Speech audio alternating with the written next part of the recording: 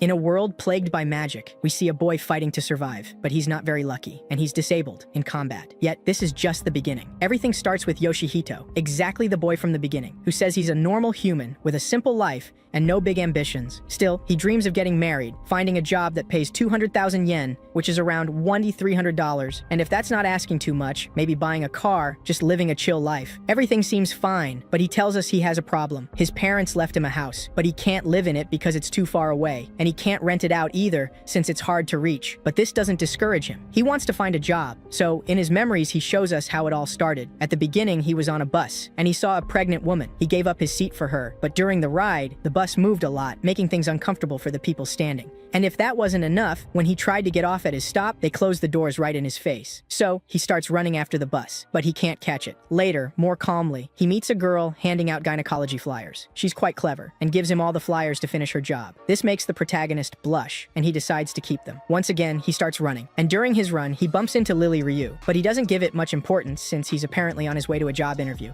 And then comes the surprise because the place where he was supposed to work is under destruction. So, he leaves, and we return to the bench, where he falls asleep. Lily Ryu wakes him up. He apologizes and asks if she's the one he bumped into in the morning. She apologizes for hitting him with her suitcase. He says it's no problem. Lily Ryu tells him she woke him up because she wants to ask for directions and if he knows that place. He realizes that the address she's looking for is his house. Yoshihito asks why she wants to go there. Lily Ryu says she's been looking for it all day and hasn't been able to find it. She thought it'd be best to ask. Yoshihito thinks he still needs tenants, but how lucky is this girl to find exactly the owner of the house? He asks if she was looking all day. She says yes. He explains that she never would have found it because it's in Nijuku.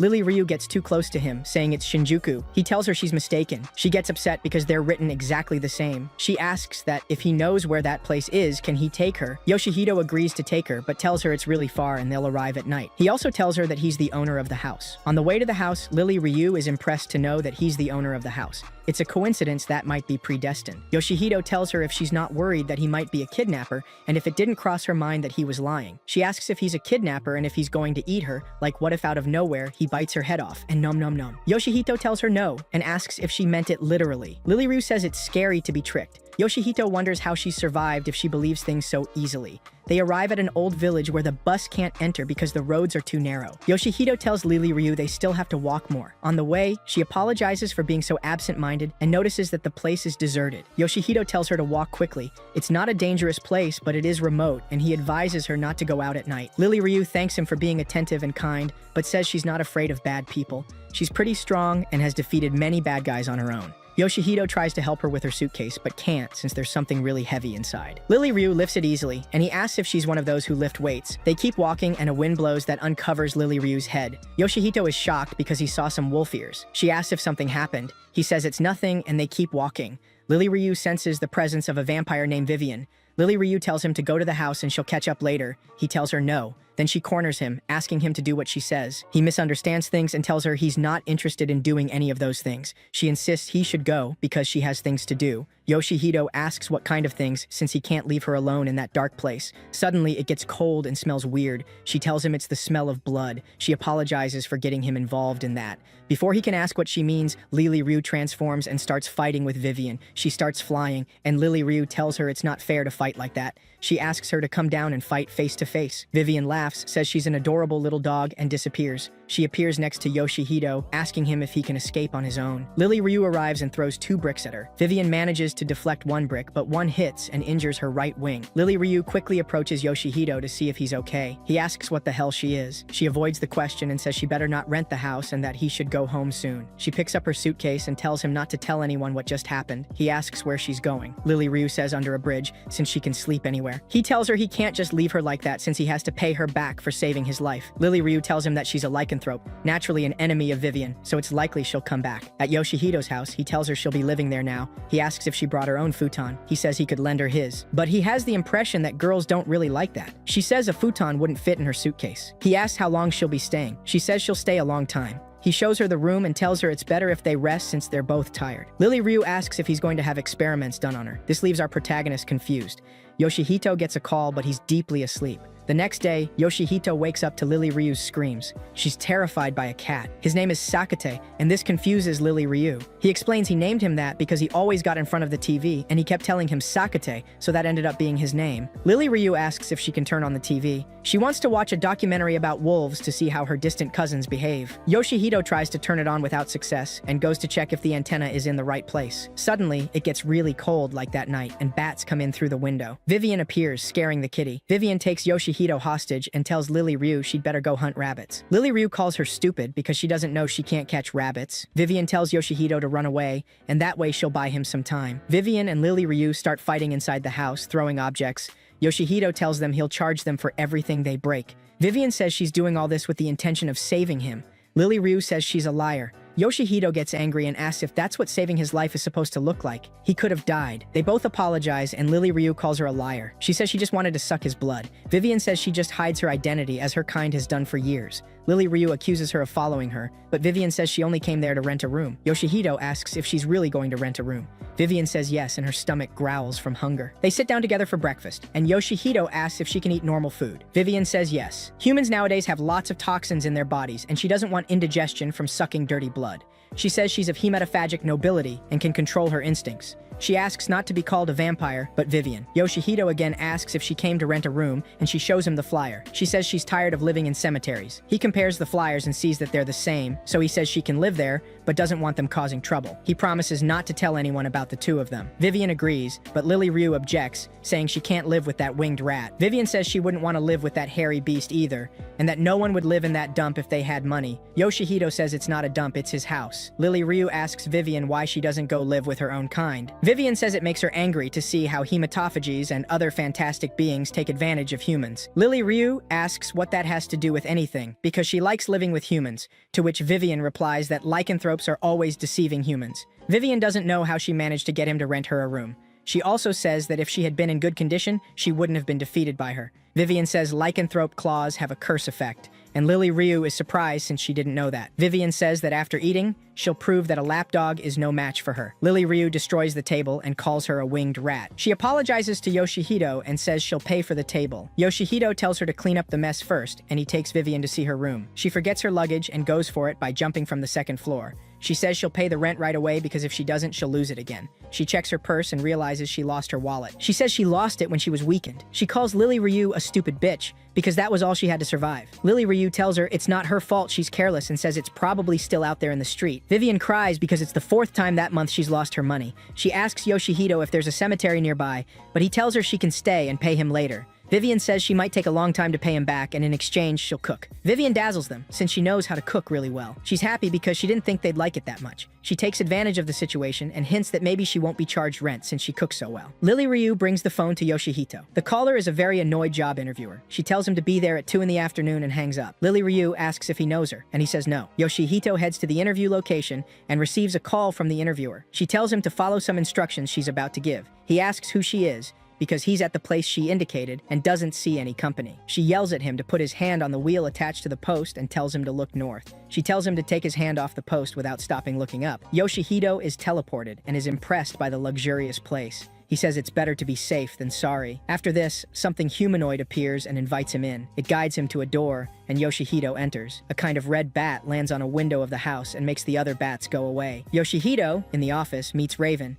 She's the one who will conduct the interview. She explains that this is subdivision EN35 and it's the Hachiuji office. She'll be his future boss. She asks him to come closer and says he has pretty eyes. Yoshihito tries to stay calm, then he sees Raven eating noodles, and she asks if he wants some. He says no, and asks why she called him there. She says it's for an interview. She comments that it was a metaphor, not exactly literal. She adds that he was chosen and belongs to the Empire of Xiling. They manage the universes, and their goal is to improve universal cohesion. Basically, they are gods. He asks if he was chosen by the gods and thinks he's dead. Raven scolds him, telling him to stop overthinking it because he'll be the secretary in charge of her area. He'll be responsible for stopping kidnapping species that plan world destruction. He doesn't understand much about it, and Raven tells him not to worry, since he already made contact with Lily Ryu, and that means he's fit for the job. He asks if she sent those two. Raven says no, but that they will send the next tenants and to consider the encounter with them as a work of fate. Yoshihito says he's a normal person, but Raven tells him he already passed the first test, which was meeting them and being able to adapt. They teleport, and Raven tells him he'll have two main jobs. The first is to take care of his tenants, and the second is to clean up after what Raven does. He asks if that has something to do with his tenants, and she says yes, because due to recent rumors, there are fantastic beings behaving strangely, and it's not a good sign. Yoshihito asks what exactly he's supposed to do, and Raven tells him basically it's to control and supervise his tenants, nothing more.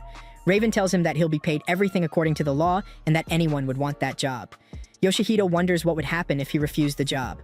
Raven tells him he has total freedom to decide what he wants, but if he accepts the job, she'll erase his memory of the last 2 days and make sure he doesn't encounter any fantastic species. He asks about Lily Ryu and Vivian. She replies that she'll take care of removing them. Yoshihito gets worried and tells Raven that he won't do anything that goes against his morals. Raven tells him not to worry. They're not an evil organization. They maintain world peace, and besides, they'll pay him well. Yoshihito gets excited about the salary. Raven assures him they won't make him work for free, nor will they send him to dangerous places. The tenants they'll send are pre-approved. Yoshihito holds the contract and sees that it's a very good job offer, as it includes gifts for holidays and food vouchers. Raven asks if he's going to sign it, and he agrees. Raven teleports him back, and he receives a call from Lily Ryu, saying that Vivian has been acting strangely since she went out in broad daylight. When Yoshihito arrives home, Lily and Vivian ask him if he really signed the contract. He says yes. Vivian reads that he will be a junior inspector for the Hachuji office of subdivision EN35. Vivian says she's never heard of a space-time address and doesn't believe that Raven is a goddess. Vivian wonders who she really is and says that at least they're not demon hunter allies. Sakade approaches Yoshihito. He's hungry because apparently Vivian only gave him garlic. Yoshihito asks Vivian why she went out in the afternoon. She says she heard there was a demon hunter nearby. She comments that demon hunters are a far greater risk than empty-headed Lily. Lily challenges her to fight outside. Yoshihito reminds her that Vivian cooked for them, and she calms down. Yoshihito asks what demon hunters are. Vivian says they're monsters with half-human blood. There has always been a rivalry between them and fantastic beings, but neither has managed to completely wipe the other out. She says they're cold and excessively vengeful. Long ago, they connected with religious organizations to cooperate with humans. Yoshihito asks Lily if she's ever met one, but she says she's only seen them in movies. Vivian feels sorry for Lily, saying she has survived purely out of luck. Lily defends herself, saying she's lived with humans since she was little. She found out about lycanthropes after reading a book written by humans. Yoshihito asks if the demon hunters will come for them. Vivian says she really felt their presence. In that case, she says she'll leave and take the stupid dog with her and won't let him get involved. Lily scares Vivian when she turns on the TV. She apologizes and says she doesn't really understand. She adds that thinking too much won't help. The next day, Yoshihito is resting at home when he's teleported to another world. He hits himself, thinking it's a dream, and asks to be returned to reality. He walks a bit and hears a wolf howl. He says he hopes the game auto-saved at some earlier point as if it were a video game. The wolves chase him and he trips. He asks the wolf to settle their differences peacefully, but the wolf attacks. Yoshihito wakes up. It was a dream. He tells Lily he was having nightmares, but when he opens his hand, he sees the wolf's fur. Later, Lily, Vivian, and Yoshihito try to figure out what, or who, the fur came from. Vivian says there's no trace of dark magic and tells Lily to smell it, since it might be from her same species. Lily says it smells different from the wolves she knows. Vivian floats and gives Yoshihito protection. She says it wasn't just a dream. As far as she knows, there's no magic to extract objects from the dream world. Vivian gives him a selection of silver bracelets that have the effect of repelling demons. Vivian shows various objects she has obtained over the years, even working at the Vatican. Yoshihito asks if she's really a vampire, since all that is for defeating vampires. She tells him she's not afraid of them, it's more like psychological support. Lily says it's all junk, to which Vivian replies that the best part is her power as hematophagic nobility. She bites herself and places her blood on Yoshihito's hand, but it evaporates quickly. Then she says she'll use magic directly, without a catalyst. She starts to do so, but doesn't remember clearly how it works. She asks Yoshihito if he's sleepy, but the one who falls asleep is Lily. Vivian says something is nullifying her magic. She adds that maybe he's innately resistant to magic, or it just affects him very little. She says it must be because of his new job. Yoshihito tries to call Raven, but she's already calling him. She yells at him to show up tomorrow morning because she has an urgent mission. Yoshihito heads to the place, knocks on the door, but no one answers. He thinks of leaving, but Raven appears behind him. Yoshihito asks what that weapon is. Raven says it's her beloved sword, and she uses it to prune trees in the garden. She tells him she has something to give him. In the office, Yoshihito asks what it is. She tells him she'll give him a personal use data terminal. He asks how to use it, and Raven says if he touches it with his hand, he'll be able to control it with his mind. Raven adds that when he's in mortal danger during a mission, that function will be useful. Yoshihito says he won't go to war. Raven says that if he dies and the shift remains, they can make it work from another container for his soul.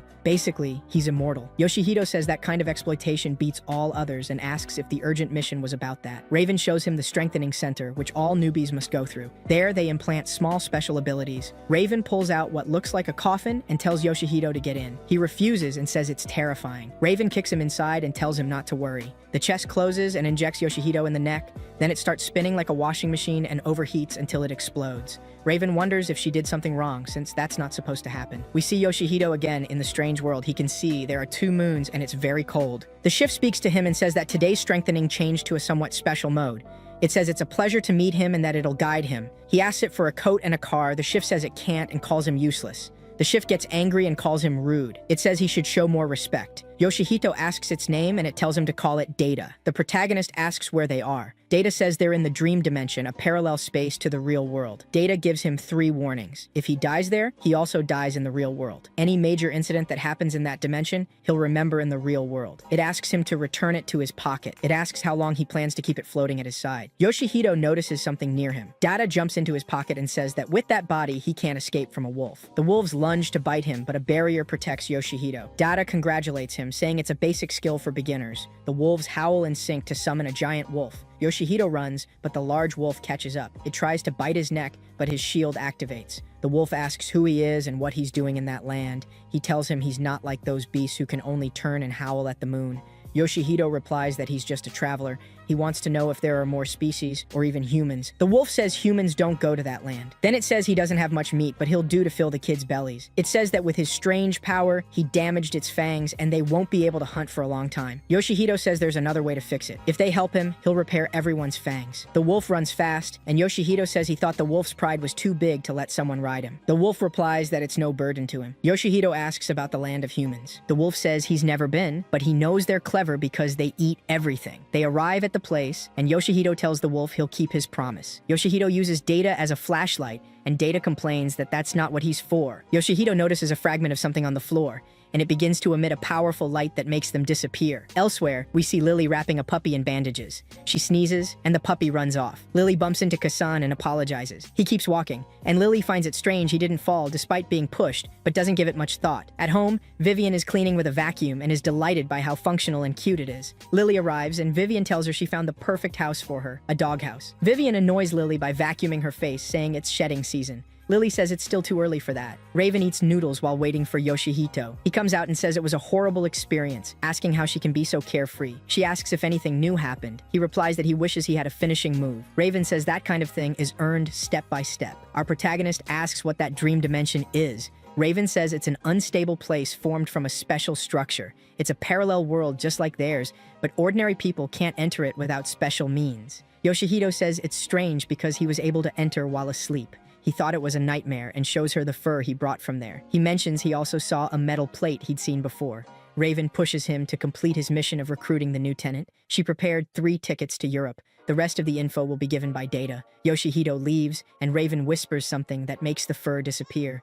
She realizes something infiltrated through there. We see the demon hunter Mitsuya Nangu preparing his weapons. On the plane, Lily wonders what she'll eat. Vivian asks who's moving in with them. He says he doesn't even know. He was only told they're in a place called Yorkford. Vivian didn't know planes flew that high. Yoshihito tells her she flies too. She says she doesn't fly that high, or her wings would freeze and she'd fall. Lily says she's flown in first class before. Vivian asks how she paid for it. Lily says it was free. She just hitched a ride by grabbing onto the outside of the plane. When they arrive in England, Vivian says it's changed a lot. It used to be a desert. She mentions she lived there for a while. Lily complains she's hungry and tells them to get a taxi. Yoshihito says it's not far, but he doesn't know how to ask. Vivian says she can speak fluent English. Then we see that no one understands her, since her English is centuries old. Yoshihito thought she'd be more efficient than Lily, but they're the same. Vivian decides to use Lily's sense of smell and points to the right. Vivian tells her to guide them, but she says she's too hungry to do it. Yoshihito says the hotel food must be delicious. Lily runs off in that direction. At the hotel, Vivian is amazed by how beautiful the place is and notices the candle has a bulb instead of a flame. She then asks what the soft thing is.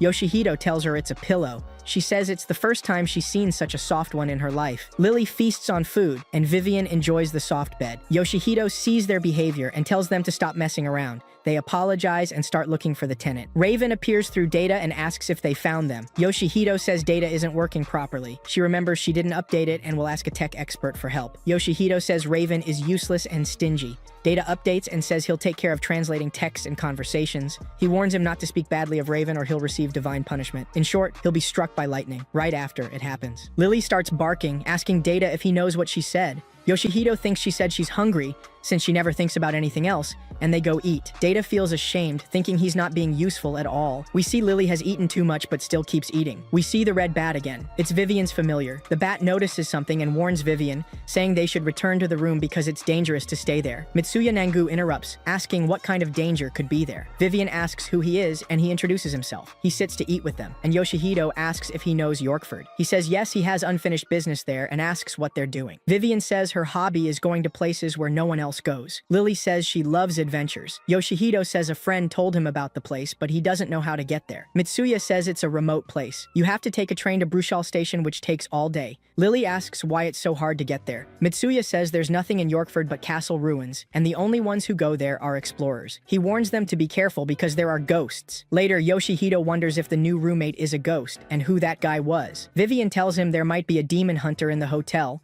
since her familiar detected a demon hunter seal. Vivian says Mitsuya could be the hunter. Yoshihito says he seemed like a normal guy, and asks if they have any identifying traits. Vivian says there are ways, but she's interrupted by Mitsuya, who says he is a demon hunter. They doubt it and ask him to repeat what he said. Vivian laughs out loud, asking what kind of demon hunter reveals their identity, and says he's a fraud. Then she goes to sleep. The hunter says he really is one. He loses balance and falls, but Yoshihito catches him. After that, Vivian asks why he revealed his identity. Mitsuya says nowadays they have to if they want to earn a living, and shows his demon hunter seal. Mitsuya asks what kind of beings they are. Vivian says she's 100% human, which Nangu finds odd, since a normal person wouldn't know about Yorkford, but he doesn't make a big deal of it. He says there must be a reason they met, and he'll guide them to Yorkford. Yoshihito asks Vivian if it's really okay to trust someone so easily. Vivian replies that she doesn't trust Nangu at all. They need to stay alert and watch his every move. The next day, on the train, Vivian complains about sitting next to Lily. She couldn't sleep because Lily wouldn't stop tossing and turning and talking in her sleep. Yoshihito asks Nangu when the ghost incident started. Nangu says he doesn't know, but assures them they'll be safe with him. Meanwhile, on the news, a reporter interviews the first person to report a ghost sighting, Angus. She asks him to explain what happened. Angus recounts that on a night of strong winds while in Bruchal, he saw blue flames circling the ruins of the castle. Despite the castle having collapsed, he says the bell still rings at night, and he's seen empty suits of armor walking near it. The reporter adds that the Spectral Agency of England is offering a hefty reward for anyone who can solve the case. Vivian gets excited at the mention of the reward and insists they should take the job. Nangu says they're getting close. He can smell a ghost nearby. Lily says what she smells is someone who didn't change their socks. Nangu explains that demon hunters have a highly developed sense of smell. Suddenly, a knight, a woman, and a monk bump into Nangu's luggage, rudely demanding he move it. Yoshihito asks Vivian and Lily who they might be, as they don't look like ordinary people. Vivian guesses they're here for the reward too. Upon arrival, Nangu hurries ahead, claiming he can smell something. Vivian sighs, wondering why the dumbest one always runs in first. Angus, the man from the news, tells them his hotel has no rooms available.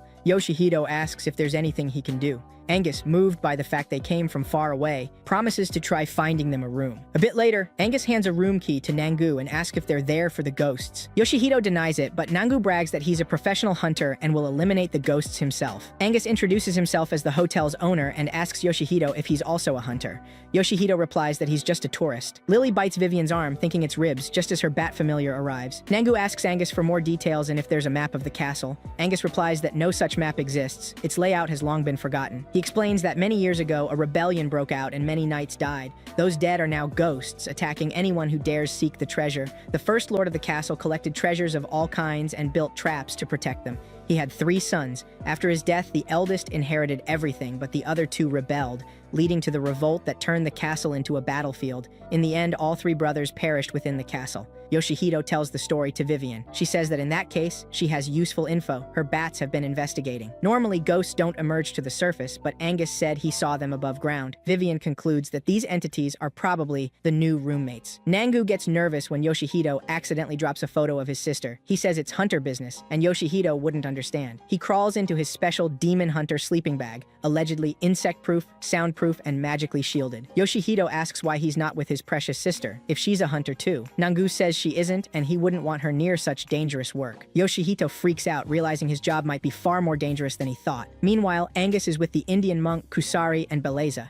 Kusari strangles Angus for charging them more than the agreed price per person. While Nangu spies on the scene, Vivian bursts into Yoshihito's room and lands on top of him. He panics, thinking she's a ghost, but she tells him to quit being stupid. Nangu's already on the move, and they need to hurry. They go wake Lily, who's sound asleep.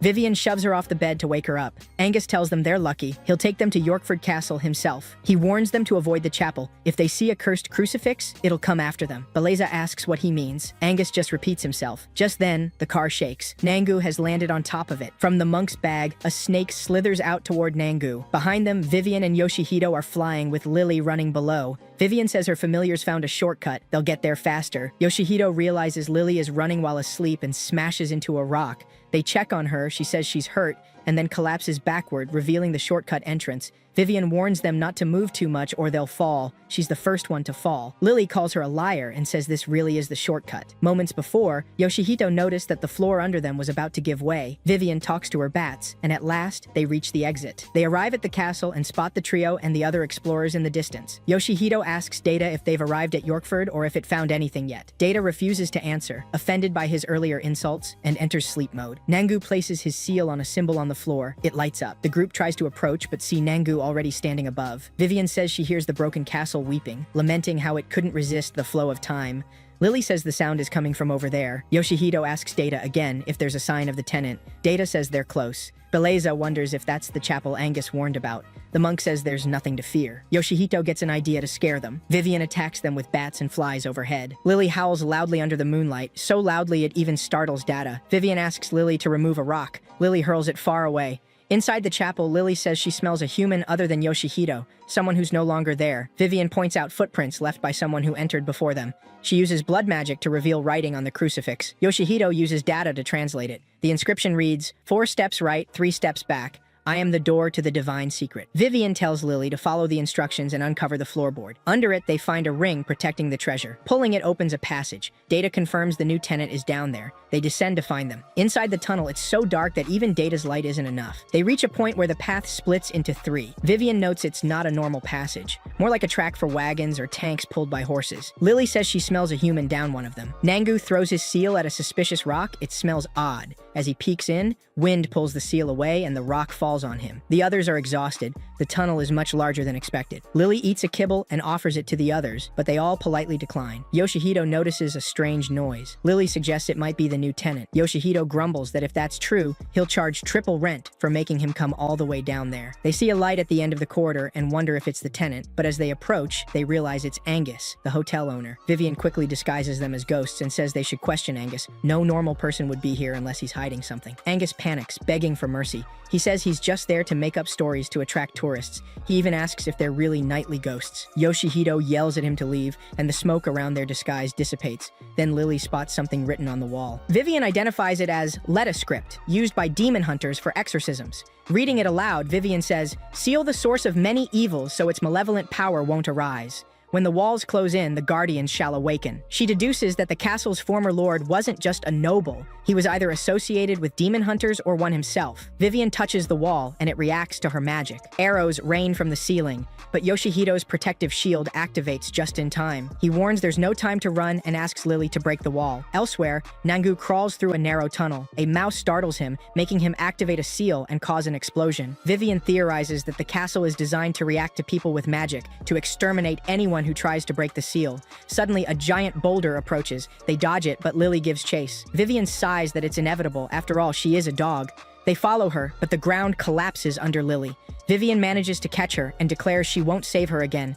Nangu ends up in the same area where the others were. He sees the writing on the wall but can't read it. He suspects it must be important. As he reaches out, arrows strike him. Meanwhile, Yoshihito crashes down onto Vivian and Lily. They've landed in a treasure chamber filled with food and gold. Yoshihito tells them to look closely. It's all an illusion. In reality, there's just a deadly abyss. Strangely, Yoshihito seems unaffected by the illusion magic. They cross a narrow bridge and wonder if they're getting close to the tenant. Suddenly, a trap triggers and the walls start closing in. Lily tries to break them, but both she and Vivian weaken unexpectedly. Panicking, Yoshihito places his hands on the walls. They stop moving, and their strength returns. Elsewhere, Nengu removes the arrows from his body, only to face a giant boulder. He scoffs at such a childish trap, then falls into a deep pool. The group takes a moment to rest. Yoshihito spots a suit of armor moving its sword. Vivian warns it's too dangerous to fight here, and they flee. The sword Lily carries begins speaking. It reveals the demon stone is sealed. Vivian realizes the knights weren't the sealed ones. The stone itself is the true threat, an artifact for summoning demons. Lily says they should just smash it, but Vivian insists it's not that simple. Yoshihito asks what happens if the seal breaks and a demon appears.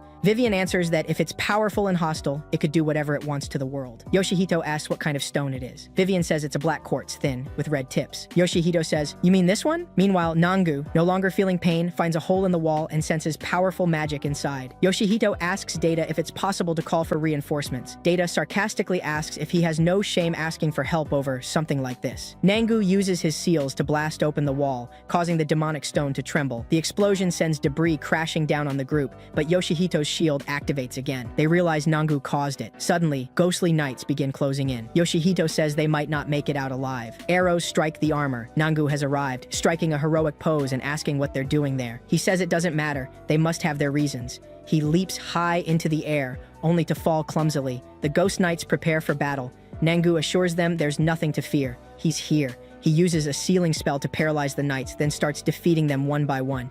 Vivian tells the others to stall for time while she recharges her magic. The place explodes again, debris rains down, and Yoshihito's shield activates once more. But Nangu runs out of magic seals, drawing attention to himself. Lily goes wild, hurling rocks at the knights, and even hits Nangu in the process. Finally, Vivian recovers her energy and unleashes 120% of her power, but it has no effect. The demon stone absorbs her spell and emits a red beam into the sky.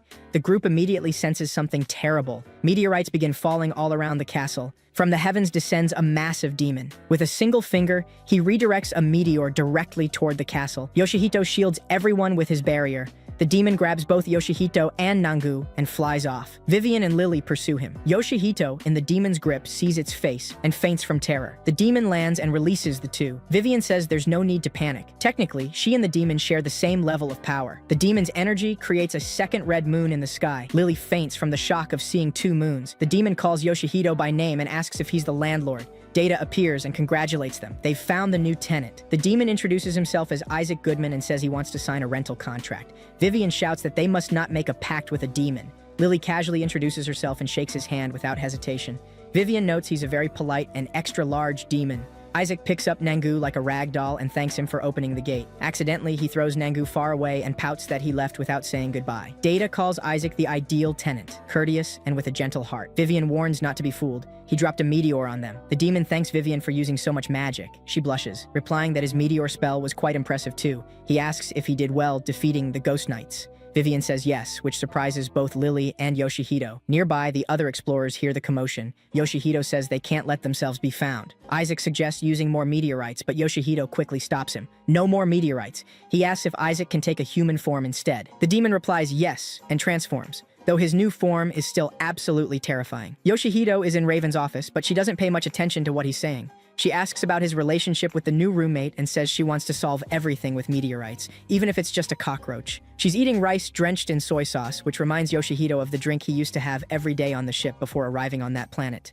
Lily asks Isaac if he wasn't sealed. Isaac replies that the demon stone is merely a door. Yoshihito then asks if his mission was to open that door, and Raven confirms it. Isaac had been waiting on the other side. Yoshihito asks if Isaac is a demon. Raven answers that he's a space demon. Isaac notices the kitten Sakate and pets him, but the cat bites him, and Isaac instantly falls in love with him. Raven says Isaac is no longer dangerous, though he used to wage wars across the universe conquering other species. Isaac declares that it's time to work. He's renting a room, so he has to pay for it. Lily comments that the Batgirl hasn't paid rent in 3 months. The two of them argue, and Isaac steps in, saying that fighting is bad. Raven clarifies that even though Isaac is a demon, he's actually a good guy, and she asks Yoshihito to take good care of him. Seeing the mess, Yoshihito decides he'd rather stay outside. Later, Vivian finishes cleaning her room and feels proud of the result. Yoshihito congratulates her, and she shows him something she found while cleaning. He recognizes it and places it with the other pieces he's collected. He wonders if there's a way to return to the dream dimension. Vivian suggests that maybe one of those pieces holds the key. She reads a bit of the writing and believes it's a type of enchantment meant to link with others. Yoshihito tries to decipher it, but fails. Suddenly, Yoshihito gets a call. Isaac has been arrested because of his appearance. That night, Lily wakes up with a strange look in her eyes that scares the cat away, though she quickly falls back asleep. The next morning, Yoshihito wonders why Raven called him so early,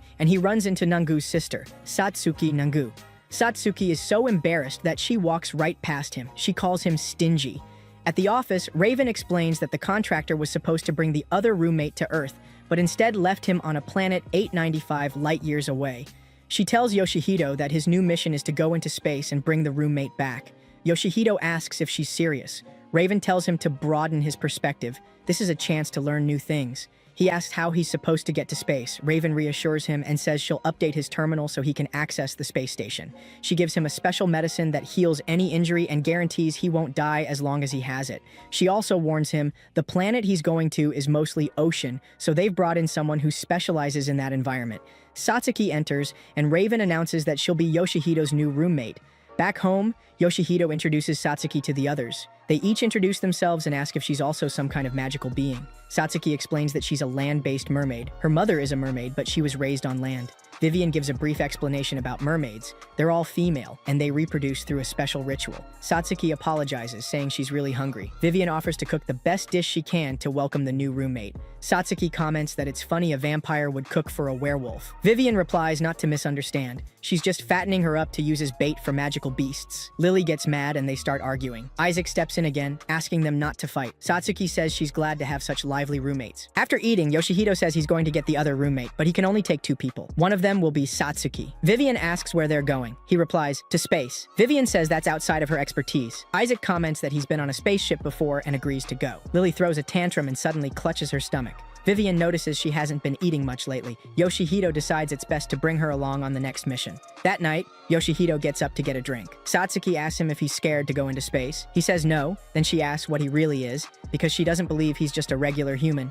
He insists that he is. She finds that hard to believe since he lives with 3 non-human species. She thought he'd be some kind of supreme master or something. Yoshihito asks why she's been traveling. Satsuki replies that it's a top secret and goes to bed. The next morning, Data takes them to a place where they can teleport to the space station. When they arrive, a guide welcomes them to the Kuiper space station. Yoshihito asks if she's an alien. Data confirms it. Yoshihito remarks that he thought aliens would look more shocking, like in the movies. Satsuki notes that the gravity feels similar to Earth's. The guide explains that the environment is artificially adjusted so that most species can adapt to the gravity and atmosphere. Those who can't are modified with tools. Isaac points out that there aren't many people. Satsuki comments that it feels deserted. The guide gets annoyed and asks if they're even listening to her. They all say yes, and Data apologizes, saying their personalities are a bit problematic.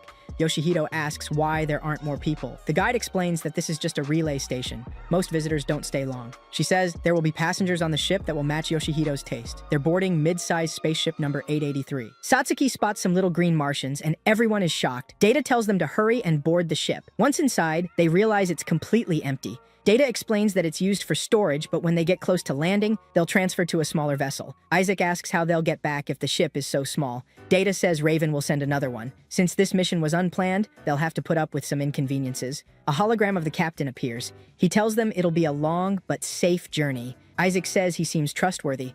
The captain gives off a good vibe. Yoshihito asks how long it'll take to get there. The captain replies that the ship travels faster than the speed of light, and with his captain skills, it won't take more than a day. Yoshihito finds the whole captain skills thing absurd. The ship begins its departure as ordered. Back home, Lily is deeply saddened, thinking the landlord abandoned her. Vivian decides to cook something for her so she doesn't get too depressed. As soon as she says it, she wonders why she's acting like Lily's mother. Lily asks Vivian if she can't use her wings to fly to space. Vivian replies that she can't. Lily asks if all she can do is cook. Vivian asks if she's really upset just because of that, or if there's something else. Lily says maybe she's getting sick from being allergic to bats. Vivian immediately regrets worrying about her. Meanwhile, the spaceship is zooming through space at high speed, but the group is calmly playing cards. Isaac turns out to be really good at the game and Yoshihito gives up. Isaac says he's having fun on the trip. He had always been alone, and now he's excited. Next time, there will be 5 of them. Data announces it's time to switch to the smaller ship. The little green aliens panic, and the captain says that their company's rival is trying to overtake them. Data explains that apparently a race between companies has just begun. Satsuki remarks that she had completely forgotten about them while focusing on the race. Data says they must board the smaller ship immediately to escape. That ship doesn't travel at light speed, so if they leave at the wrong moment, they could drift through space for thousands of years. The ships begin to fight, and the group has about 4 minutes to escape. Isaac says he'll knock out the captain. Data warns that if they do that, they'll get arrested. Satsuki replies that in that case, it'll count as self-defense. They reach the ship, and Data pilots it, since there's a special terminal spot. However, he reports a problem. Due to the high speed, the ejection gate is locked for safety. Data doesn't have the clearance to disable the lock. Yoshihito asks if there's another way. Isaac says he'll handle it. He likes being in space without a suit. Yoshihito tells him it's dangerous. Isaac responds that the landlord saved him once, so now it's his turn to help. Yoshihito agrees, and Isaac begins pushing the door. Satsuki notes how impressive it is that he gets along so well with fantastical beings and demon hunters. Isaac finally opens the door and they launch off. They approach the planet and Data warns that they're entering the atmosphere. Yoshihito asks if Isaac is okay. He says he feels warm and everything is fine. Yoshihito and Satsuki feel like they're going to die, but moments later Data tells them they're fine. Though the ship is destroyed and they're in free fall, they must evacuate. They crash into the water and Yoshihito glimpses a mermaid before blacking out like a fool. When he opens his eyes, he's in the dream dimension. Data explains that when he nearly drowned, his mind might have entered an unstable state, sending him into that dimension. In the real world, Miss Satsuki is helping him and has informed them of his situation, assuring there's nothing to worry about. Yoshihito asks if Data can exist in both worlds at once. Data replies that he's multitasking. Yoshihito sees that another species of wolves is attacking the ones he met before. He defends them with his shield. One of the wolves tells him not to humiliate them like that, since they're very proud. Yoshihito clarifies that he didn't mean it that way, and the wolf thanks him for helping now that they no longer have fangs to fight. Yoshihito says that since he couldn't bring a dentist, he offers them a medicine that heals all types of wounds. The wolves comment on its strange smell and ask where he got it. He begs them to trust him and internally hopes Raven didn't trick him. The wolf leader takes the medicine and begins to glow. Everyone panics, but the wolf assures them he's fine. He has recovered all his teeth. He then asks for the medicine to be given to his subordinates and says Yoshihito is the first human to ever keep his promise. Yoshihito says he's grateful to have been saved by them. He asks if they know what a carved inscription on the stone is. The wolf says it's ancient writing used by humans long ago to leave messages in their structures. Yoshihito asks if it's like a lucky charm or has another purpose. Data warns he's about to wake up. When he opens his eyes, Isaac is giving him mouth to mouth. Everyone was worried because he wouldn't wake up. Data reports that while he was unconscious, he scanned the planet. Satsuki asks what the 2 points on the scan are. Data believes they're the locations where the ships crashed. Isaac asks where the new tenant is. Satsuki assumes the tenant is in the sea and says she can help. Data tries to give more details, but everyone ignores him and heads into the forest. Back at home, Vivian has prepared a delicious meal. Lily devours the food and Vivian comments she thought Lily was exhausted. Lily tastes another dish and realizes it's full of garlic. She says her nose is super sensitive and that she might faint if it's all garlic. Vivian replies that if she doesn't like it, she doesn't have to eat it,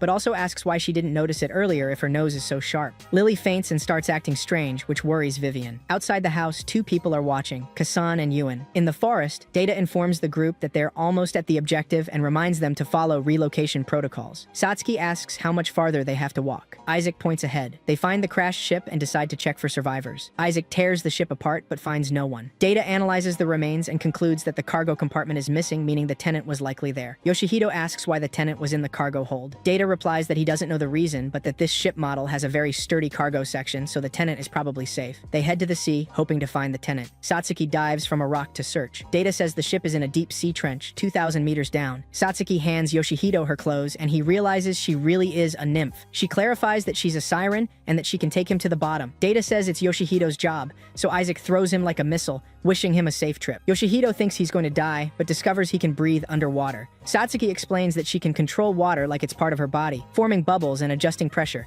A shark chases them, but Satsuki turns into an octopus. The shark halts and flees in terror. Yoshihito asks if she can transform into anything. She says yes, turns into a shrimp, and launches herself at him. Data says they're near the target. The place is very dark, and Yoshihito asks Data to light up like a flashlight. Data is deeply offended, but complies. they find the cargo hold. It's damaged on the outside, but the interior looks intact. Satsuki becomes a sea snake and creates an air bubble around the compartment so Yoshihito can enter. She slithers out like a fish out of water. Yoshihito tells her to transform into a human, but she says she's naked and tells him not to stare so much. They enter the compartment but find no one. Data confirms the records show a passenger was inside. Yoshihito decides to inform Raven. Meanwhile, Satsuki opens a device containing baby items and an egg. Raven asks to see the place and congratulates them for finding the new tenant. Satsuki drops the egg and Raven freaks out. Luckily, it doesn't break. Yoshihito asks what they should do now. Raven says she'll meet them in an open area to discuss the details. They surface and Isaac presents the egg. In the distance, a ship approaches. It's Raven. Yoshihito scolds her for nearly killing them with that landing. She replies she was being kind by bringing the ship directly to them. Yoshihito asks if she's giving them that ship. Raven says yes, and he'll be the captain. Raven explains that the egg belongs to a nymph from another world, the last surviving life form of that planet. Yoshihito says he can't take care of something that important. Raven reassures him that this life form is extremely resilient, so he shouldn't worry. He asks the captain to pilot the ship, but the captain doesn't know how, so they use Data instead, who is delighted. Data asks which solar system they're heading to. The captain replies they should simply return home, and they depart. Yoshihito, Isaac, and Satsuki are teleported back home, where everyone is starving. The house is a complete mess thanks to Lily. Vivian tries to restrain her, but she escapes and attacks Yoshihito. Lily sees the egg and licks her lips. Satsuki warns her it's not food. Isaac holds her back, and Yoshihito asks how long she's been like this. Vivian explains she became violent right after the food was ready. V suggests they go to Raven for examination. Yoshihito asks Data to teleport them to the space-time office. Data says he can't because of Lily's unstable condition. Isaac draws a teleportation circle using soy sauce to travel immediately. Vivian comments that demons are experts in teleportation magic. Isaac adds that any liquid will do. They arrive at the office, and Raven is annoyed they interrupted her moment of peace. Yoshihito insists they're in trouble. Lily slips from Isaac's arms and bites Raven's leg. Raven locks eyes with her. Lily asks if she's the doctor. Raven replies with another question. What does she see in her eyes? Lily says she sees a large red moon with people on it, melting into the sea. Lily claims she needs to become stronger and attacks Raven, but Raven stops her with a single blow. Raven says she's not sick. She's about to evolve. In simple terms, she's awakening new werewolf powers. Yoshihito doesn't fully get it, so Raven explains Lily will temporarily return to her full wolf form to awaken her hidden strength. Satsuki notes that's why she lost her sanity. Raven adds that these powers usually awaken slowly over years, but Lily must have been exposed to something that sped up the process. V says maybe she ate something bad, but Vivian insists she's only eaten what she's cooked. Raven explains werewolves are sensitive to the moon, and then Yoshihito remembers that Vivian conjured a red moon at Yorkford Castle. Vivian is shocked and admits it's her fault, but says the important thing now is to stabilize Lily's mind at the reinforcement center. Yoshihito carries her, and Raven takes the chance to ask Isaac and Satsuki how they're liking their new life. Isaac says he enjoys it, and Satsuki says she's having a lot of fun. Lily wakes up, apologizes for causing trouble, and barely remembers anything. Vivian, Isaac, and Satsuki are relieved she's okay. Yoshihito asks everyone to go home, as he'll stay and talk with Raven. Raven is glad he's back and asks for a report on his missions in England and space, reminding him that without a report, there'll be no pay. Then she asks how it feels to live with fantastical beings. He replies that it's a bit tedious, but they seem like good people. Raven tells him Lily's transformation isn't over yet. They merely calmed her down. She must go through the change naturally under the next moon. Looking at the calendar, they realize that's tomorrow, but Raven will be busy. She tells them to handle it on their own since they completed their mission and should manage. The next day, Yoshihito is worried about what might happen that night. Kasan watches him from afar. At home, Vivian appears to be making poison, but it's actually medicine for the pup, made by combining 20 million medicinal plant species with secret magic. When a drop falls to the ground, it disintegrates the surface. Night falls, and they camp outdoors. Isaac says camping is fun. Yoshihito notes they're far from the city, so there's no risk of being seen. Lily plays with the egg, and Vivian reassures everyone. The medicine is ready. They play cards and arm wrestling. Lily won't stop eating. When everyone's asleep, Lily goes out to see the moon and howls. Seeing her, they realize she's aggressive again. Isaac creates a protection circle. Lily completes her transformation, and the girls find her appearance adorable. She's huge. Data says she's not a wolf. She's a Siberian husky. Yoshihito approaches and she licks him. She just wants to play. Then she sees the moon and howls with thunderous voice. Kasan and Yuan say it's time to see what she can do.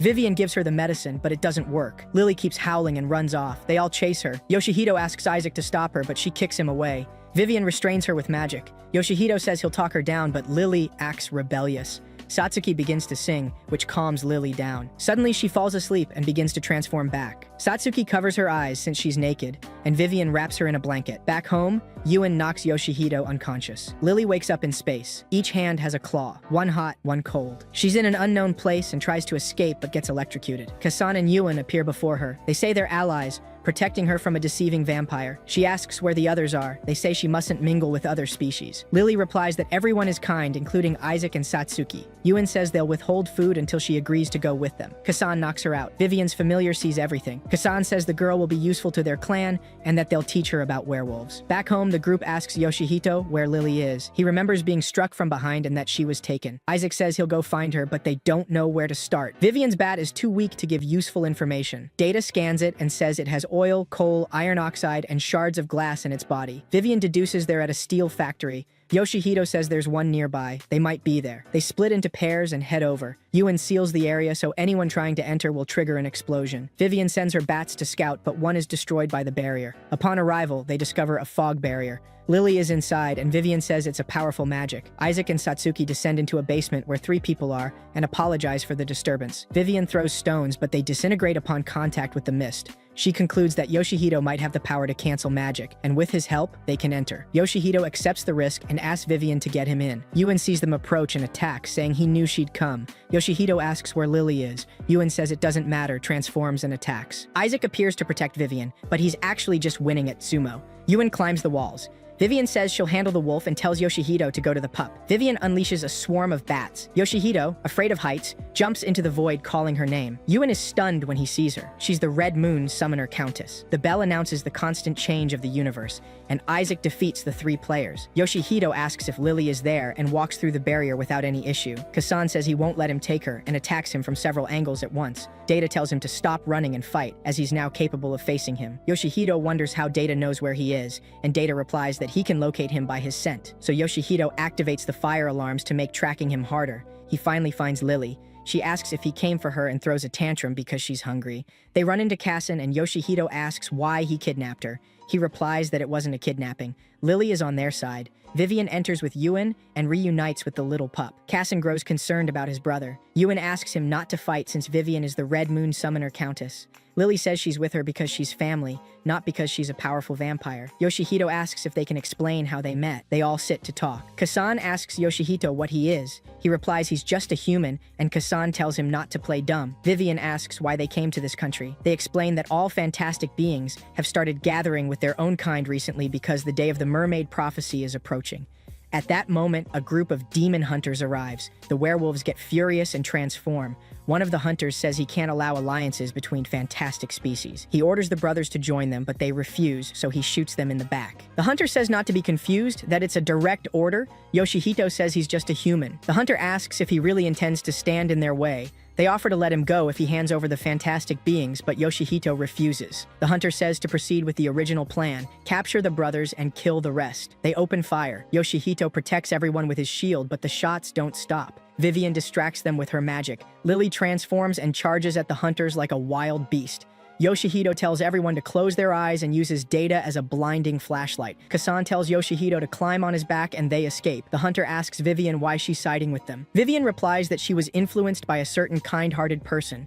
The werewolves and Yoshihito are cornered. Kasan tells Yoshihito to leave, that they'll handle the rest. Yoshihito runs, but a female demon hunter chases him, asking if he's really just a human. Yoshihito says yes, and that, unfortunately, he's just too nice. The hunter says that's not normal, that he shouldn't have such speed or strength. She assumes he's a new type of monster. Yoshihito throws a punch, but she vanishes and attacks from afar with arrows. He dodges the shots and gets close. Eventually, he leaves her on the ground and heads to where the girls are. Vivian is fighting another demon hunter, but he attacks her with a seal and wounds her with an arrow. Lily unleashes her power and terrifies the hunter. Yoshihito catches Vivian just in time, but gets smacked for calling her heavy. Vivian says that if it weren't for her lucky charm, the arrow would have hit her. She then tells Yoshihito to go help the Yuen brothers, as they won't last much longer if the fight continues. Indeed, the brothers are exhausted. Yuen gathers his last strength to attack, but the hunter wounds both of them with an arrow. Yuan goes berserk, but the hunter stabs him with a dagger that freezes him. He says he intended to leave them at least able to talk, but has no choice due to their resistance. Kasan begs the hunter to spare his brother. The hunter demands he reveal the prophecy and everything he knows about it in exchange for Yuan's life. Just then, Yoshihito and Lily arrive. She declares she won't let him get away with this. She activates her power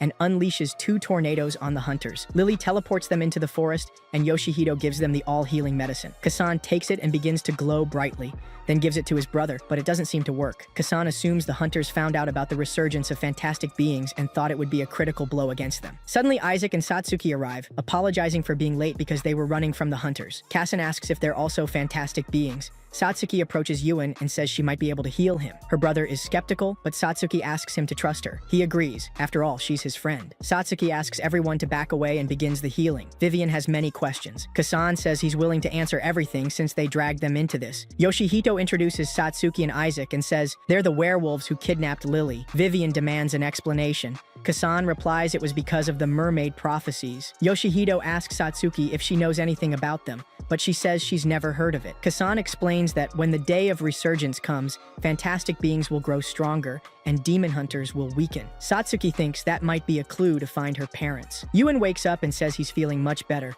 Everyone thanks and forgives each other. A demon hunter appears and is intercepted by Isaac, who grabs his head. Lily asks Isaac to show his power, but he says he'll try to reason with him. The hunter throws a dagger at Isaac's heart, but it melts. Isaac asks if he doesn't want to be good. The hunter keeps attacking, but all attempts fail. Then, a giant meteor appears in the sky. The hunter tries to run, but Isaac teleports him toward the meteor, tells him not to run, and punches him. Vivian asks Data if he managed to contact Raven. He replies yes. The brothers leave. Satsuki asks why the prophecy is called the Prophecy of the Mermaids. Kasan explains that long ago, mermaids rose to the surface and declared that ancient power would begin to awaken. They said a gate would open to the shining nation built by extraordinary species, that strength and glory would be restored, and the downfall of their enemies would be the sign. They bid farewell, promising to visit again. A female demon hunter appears threatening the mermaid, but the mermaid says not to worry. A voice is heard. It's the greatest demon hunter in history. He defeats the strong and protects the weak. He is Mitsuya. He says he was ordered to take the mermaid because she belongs to another species. The hunters don't recognize him and ask what division he's from. He replies he's from the Special Disposal Unit and can't disclose more. He asks them to release his companions. He only wants to ask the mermaid a few questions and then let her go. Isaac releases the girl's companions, and they all teleport. Data informs them that the report has already been sent to Raven.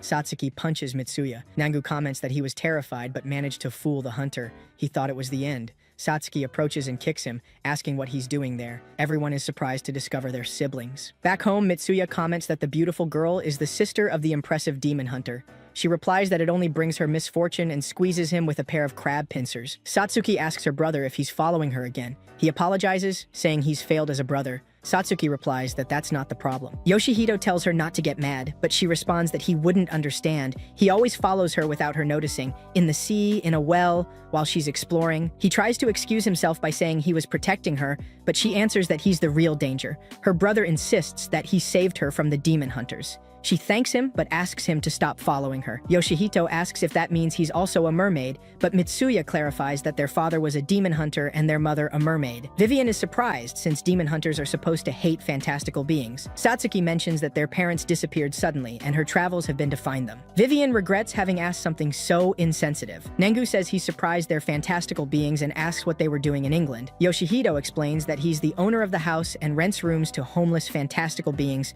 They went to England to receive Isaac. Yoshihito asks if huskies count as werewolves. Lily gets sad, thinking she was a wolf. Vivian suggests running a test. She tells her to stand up and then bites her neck. Vivian clarifies it was just a blood test, but everyone misunderstood. She announces that Lily is not just a husky, but also part Pekingese. She confirms 0% wolf, and so the usual fighting begins. The doorbell rings. The brothers panic when they realize Mitsuya is a demon hunter. He gets upset and says they shouldn't fight just because he's a friend. Isaac stops them. In the end, they apologize for fighting. Yoshihito explains that Mitsuya is his friend, even if he's a demon hunter. The brothers don't trust him and say he doesn't even seem like one. They insist everyone should join them for the prophecy. Vivian gets tired of hearing so many similar stories. Yuan says that sooner or later the demon hunters will attack and asks if they want their human involved in that. Vivian assures them they're strong enough to face them, as they already proved. Mitsuya says it's an awkward conversation for a demon hunter.